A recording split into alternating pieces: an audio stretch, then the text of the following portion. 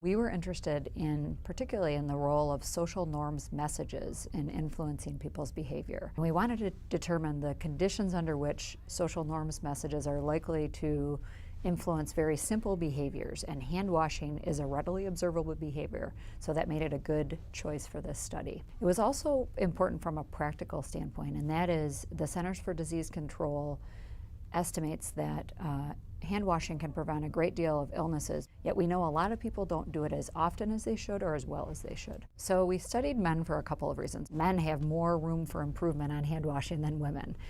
There's lots of data that shows that women tend to wash their hands more regularly, particularly we were interested in after using the bathroom. We found that there's a large misperception in what's normative, and that what I mean by that is men, first of all, they think that they wash their hands fairly regularly. They self-report that they wash their hands very regularly, but they also believe that most men do not wash their hands regularly. So they reported very low hand washing rates for other men around them, indeed much lower than the average. And so that made it a good candidate for this kind of messaging campaign. Probably the biggest challenge to this study was logistical. So we spent literally years conceptualizing this study and laying out the procedures for this study because of all the potential things that can go wrong during a field experiment such as this. We wanted to be able to unobtrusively observe people's behaviors, and that took a certain kind of layout. Okay? We also wanted to be able to have a place where we could have a lot of traffic, because those were more potential participants for our study.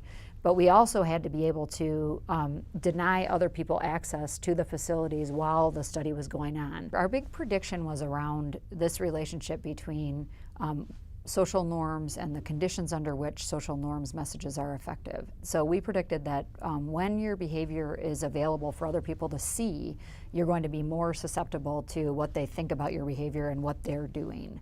And that didn't turn out in our findings, so that was a surprising finding. What we did find, however, was that the norms messages mattered, but it didn't matter if it was it didn't matter the kind of norms messages. What really seemed to matter was providing people with, number one, a cue. Our messages were very funny, so people looked, we know people saw them. Indeed, we had people steal the posters off the wall. They were so funny. But that cue alone, along with guidance on proper hand washing, was enough to motivate more regular hand washing among men.